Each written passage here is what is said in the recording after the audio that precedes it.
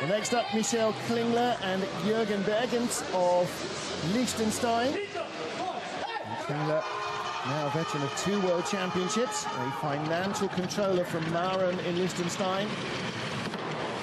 I wouldn't expect a start time that's going to be really competitive. A 5:13, by far the slowest we've seen so far. It's going to be really hard for him to get a second run and finish in the top 20.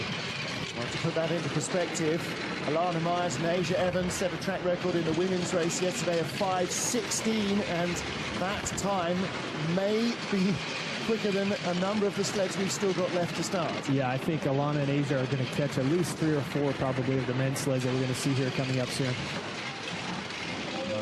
Little bumpy, oh, and 9 into 10 claims its first race victim, and thrown out the back, Jürgen Bergens.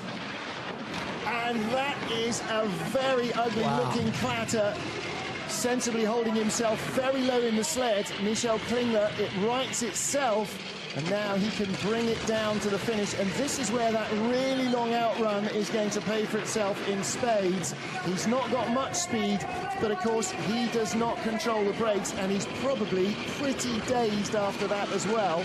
Too dazed, in fact, to get back into the back. He doesn't even know he's lost his brake. Doesn't realize it. If one of those workers can grab the sled right there, they're going to try to reach out. Yeah. Good job by the track workers. Well done.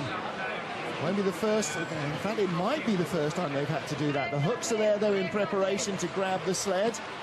That's reminiscent of Cortina, isn't it? Yeah, it's never good when they have to bring out those hooks. Whistler, they had those as well when some of those crashes happen. Yeah. Some of the sleds don't make it all the way up the braking stretch, and you know, it's going to take a little bit of practice. They were a little slow getting there, but you know, it's just great to see that sled didn't go half backwards down that course again.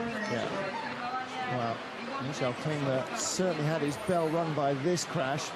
Really low in 9. In that last pressure, he just couldn't control it, keep it down. Yep, and just right over into 10. He knows it's coming, tries to get in under the cowling so the sled meets the ice first. Up in the woodwork as well, and it might have been that impact that just convinced Jürgen Bergens not to try and cling on any further.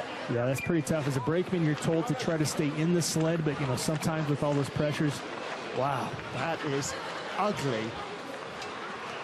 Oh, my goodness, he is going to be sore after that. And the ice as well. I mean, we talk about ice burns, but this ice, particularly, Kurt, is really rough. Not talking a little bit choppy, we're talking rough enough that if you run your hand along it, it scrapes your hand off. So Bergens, by no means, took the easy run out. Yeah, by ejecting out of the sled, you know, he was going 80 miles per hour. You know, that's you're just going to leave some burns on his shoulders, maybe on his elbows. It's like getting off a motorcycle. Sometimes there's no option, but the road is not a comfortable place to be. There's Michael Klingler. It's going to be a track hold while they fix the worst of the gouges.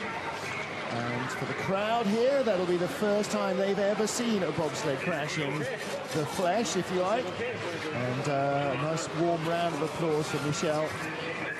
And he came into the finish. Well, brought it down too early in 9, and that is the cardinal sin, because pressure's not done with him, Kurt. Yeah, he couldn't do anything with that final pressure, just threw his right into the sled up in the air. And because curve 10 is so close to 9, had no time for that sled to fall back on the 4 runners. The brakeman just couldn't hold on to his handles anymore, sliding on his backside. It's never something you want to see. No. Out of 10, it goes down the chute into 11. The left-hander, it's upside down, hits the woodwork, thrown back down, hits the inside wall. How it rolled the wrong way back out in the exit of 11, I'll never know. I don't know if that's good luck or bad luck, but he ends up on 4 runners and takes him another curve, I think, to realize that he was on 4 runners before he could get control of the sled. Yeah, that was not the ride he wants. He's seen it now. I'm sure that the guys in our TV truck will give him a copy of that.